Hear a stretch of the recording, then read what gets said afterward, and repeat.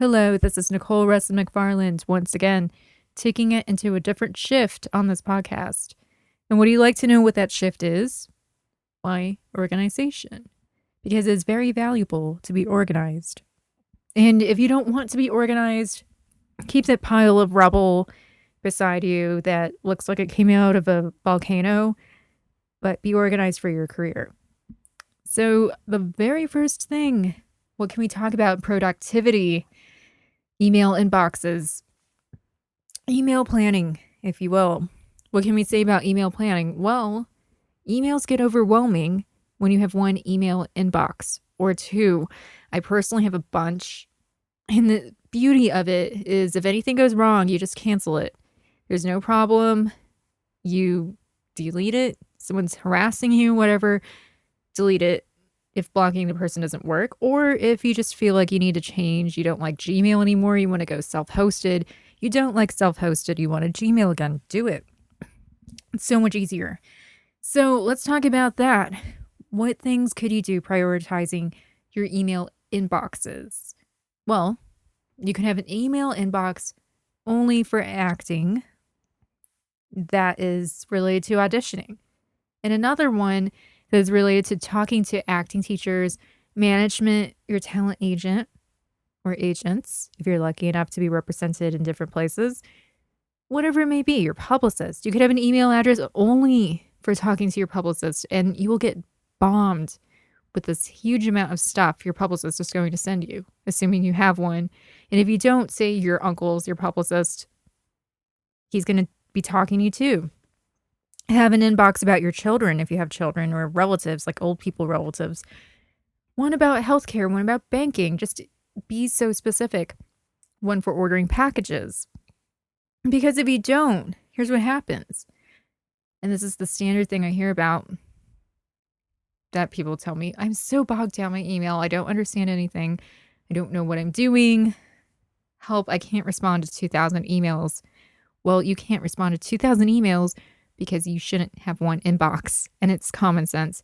Have one about travel, have one for your wedding, have one for shopping online. If you really want to be super tidy, I have one that I share that's shopping online mixed with packages, just in general, things that I do. So I don't have to give out my personal email address. Just be really super careful, because it's so easy to get messed up. Lots of people are on this new wave of creating a casting inbox that's only for casting for a film. That's an excellent idea. But you can take it a step further, which is have an inbox that is only for your movie. I happen to have an inbox that's for people who work with me. And I started doing this because I would get not too bogged down, but just a little bit kind of crazy with, oh, look, there's an email for this, and I don't want this in here. I want to have a tidy, organized space for me to review actors turning in their work. So I created an inbox that is only for people turning in their work. And so far, it's done really well. I can't tell you what it is, but I will say that every single one of my email addresses is super cool. And since entertainment is not a profession that is looking down upon cool screen names or funny things, do it. And then you can always have a corporate one, like my name at Gmail, that you give to people, but have that, have fun with it. Have one called macaroni and cheese at Gmail, and Jacob loves watching old TV shows or whatever it is. Just display your personality. You can't go wrong.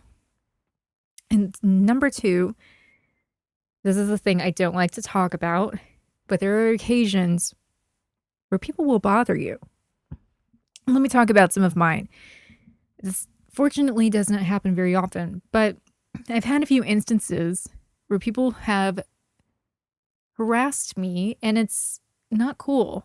And it's not at the point where they're getting, too personal enough to, assault me, but it's at the point where it's kind of just weird, like an incident I had where I had to provide an email address to complain about a person was a manager at a restaurant where I never went back.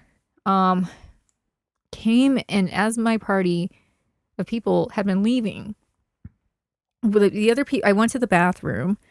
This is, you would think it's not a mistake to use the restroom, but I went to the bathroom, came back out, and I sat down in my booth to, just look at the bill, whatever, of my bill, and, finish my Diet Coke. Briefly, no big deal. The manager at the restaurant sat down and cornered me and made it impossible for me to leave my booth unless I were to, kick him or whatever. And then he started hitting on me. He was a married man. And I was just so awkward. And it was a very expensive restaurant. I never went back. But I got in touch with the owner. And the owner gave me a gift card and apologized sincerely. It's one of the investors for this restaurant. And I gave the gift card to a friend. And she went and used it and had fun. So it wasn't bad. And it's not a reflection on the owner. But anyway, you need to have these things. So you need to have an email address that's strictly for complaining, because things will happen to men and women. I'm going to think of how I'm going to wrap up this episode, but let's wrap it up by saying have an email for everything. And the more emails, the merrier. And definitely get some self-hosted ones, because there's a big thing about email privacy and knowing that self-hosted is the way to go. So have that, but then have some Gmail, be like Hotmail, whatever you like spicing it up. Do that, but have a mix of everything, because you will be sorry if you don't. You will be disorganized. You'll be falling away from your motivations for the day, and it's just so much easier. And if you don't want to look at one inbox, hold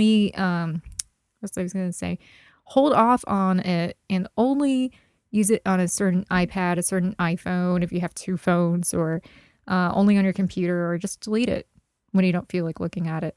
So toodles, noodles. Let's see you on another episode, hopefully a little bit more optimistic.